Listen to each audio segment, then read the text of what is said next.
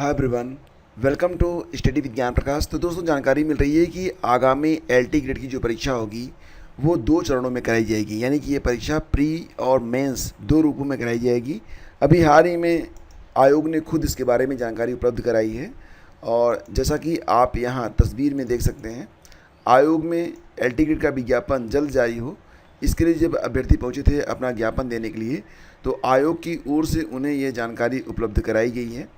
आप यहाँ देख सकते हैं, लिखा गया है कि एलटी ग्रेड शिक्षक भर्ती के लिए दो स्तरीय परीक्षा का प्रस्ताव। तो दोस्तों जानकारी मिल रही है कि एलटी ग्रेड शिक्षक भर्ती दो स्तरीय परीक्षा माध्यम से कराई जाएगी, यानी कि इस परीक्षा में प्री और मेंस करवाया जाएगा।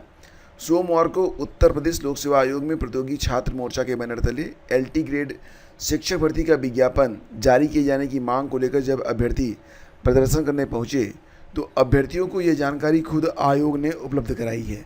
मतलब आयोग खुद कह रहा है कि उसने एलटी ग्रेड के लिए प्री और मेंस कराने के लिए जो व्यवस्था है उसको शासन को भेज दिया है और शासन से मंजूरी मिलने के बाद एलटी ग्रेड का जो विज्ञापन है वो जारी किया जाएगा।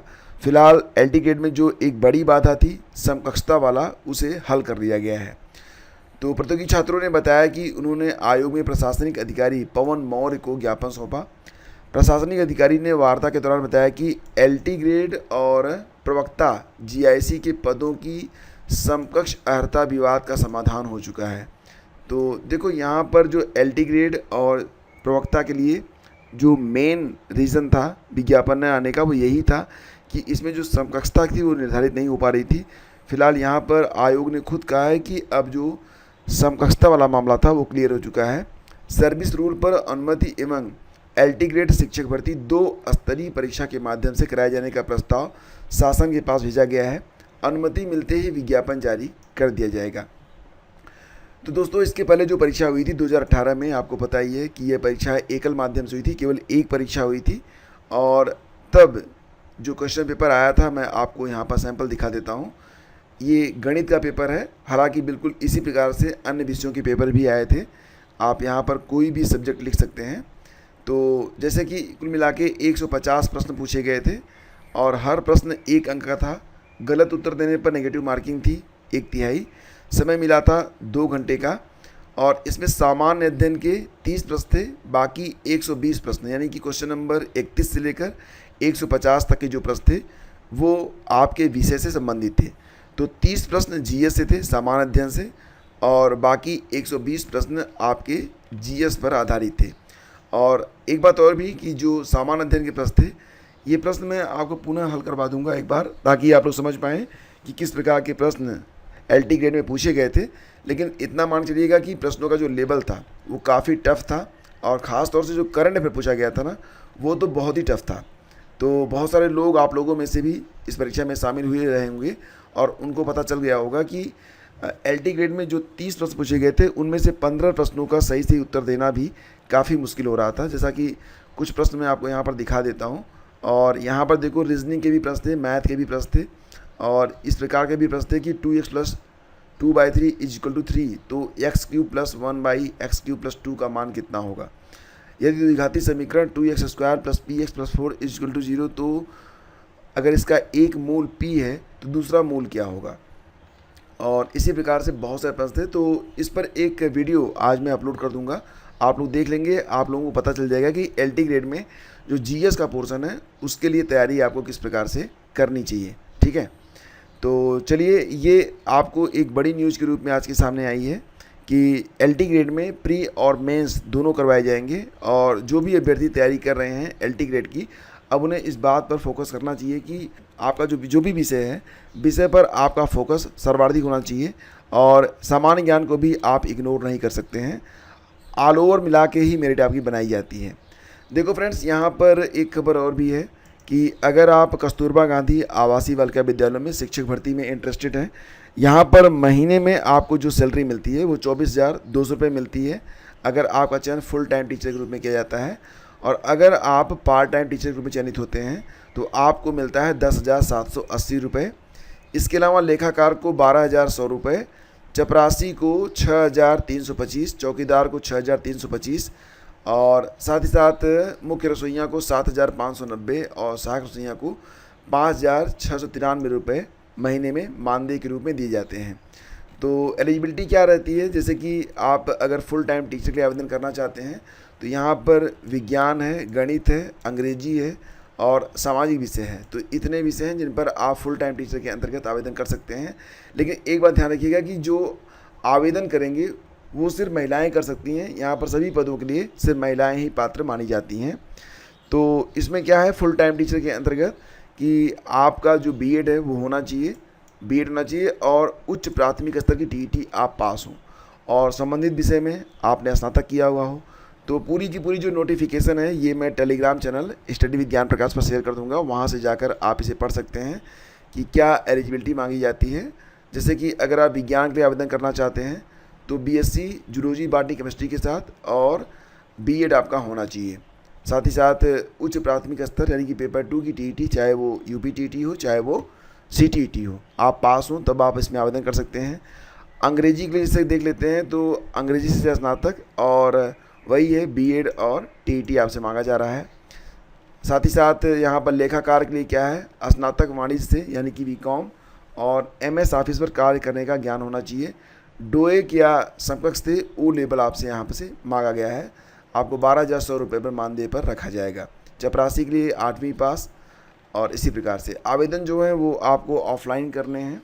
और आप इस प्रकार से अपना आवेदन करें कि ये जो फार्म है नीचे दिया गया है, इस फार्म को भर लें और भरने के बाद ये पूरा फार्म आपको मिल जाएगा टेलीग्राम चैनल पर। तो इस फार्म को भर कर इसे इस प्रकार से स्पीड पोस्ट या फिर पंजीकृत डाक से भेजें कि ये 28 अगस्त 2024 तक अपने निर्धारित गंतव्य पर पहुंच जाए। और एड्रेस रहेगा कार्यालय जिला बेसिक शिक्षा अधिकारी, धौली प्याऊ, मथुरा। ठीक है, तो ये वैकेंसी मथुरा से है और जो लोग मथुरा में रहकर काम करना चाहते हैं उनके लिए यह एक अवसर है।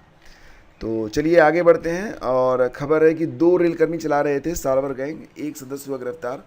ये मामला काफ़ी पुराना है लेकिन हाल ही में पकड़ में आया है।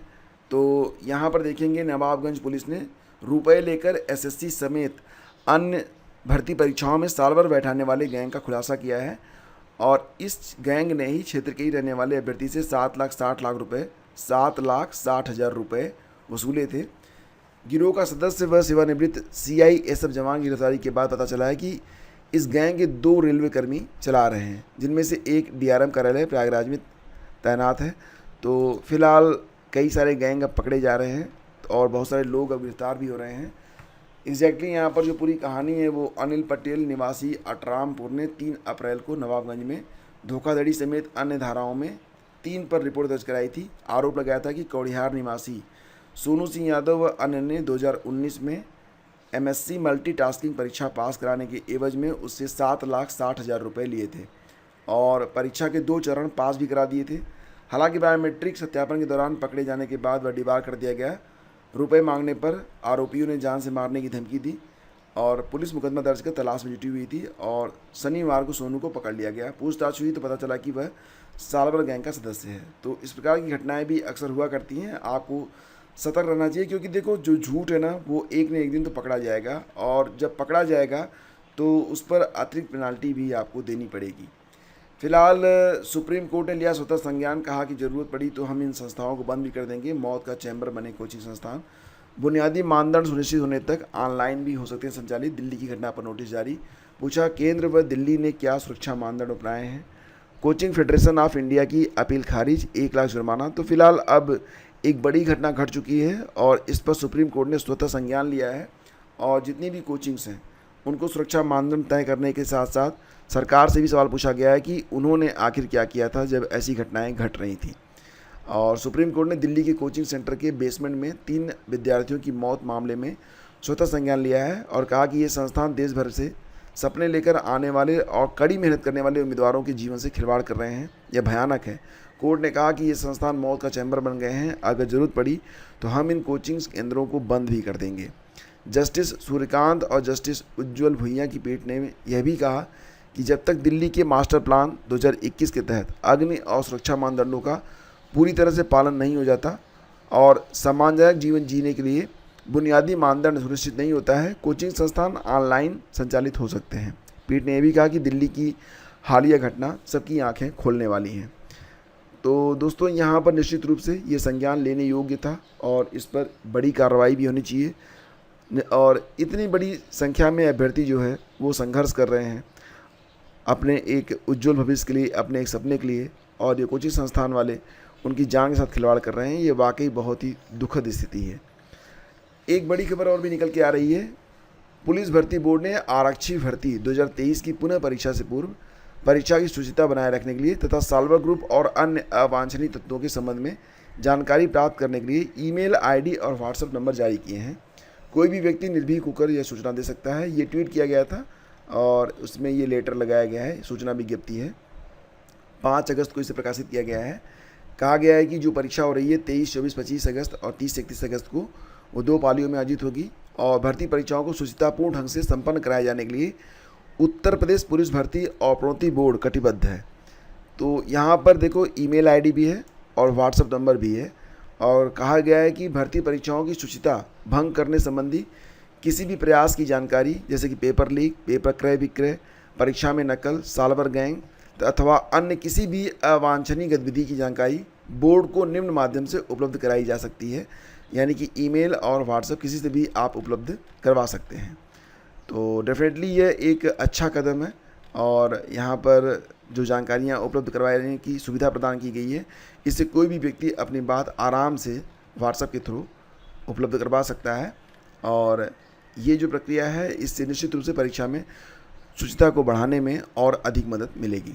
तो दोस्तों, ये थी आज की news update. Thank you so much for watching the video और हम मिलते हैं आपसे अगली वीडियो में। तब तक के लिए आज्ञा दीजिए। और हाँ देखो, करंट अफेयर आप लोग पढ़ते रहिए। करंट अफेयर का जो डेली क्विज मैं आप लोगों को देता हूँ, तो सारे प्रश्न यहाँ पर इंपॉर्टेंट होते हैं। एक भी प्रश्न आप लोग इग्नोर मत करिए, अपनी पढ़ाई करते रहिए। हम मिलते हैं आपसे अगली वीडियो में। Thank you.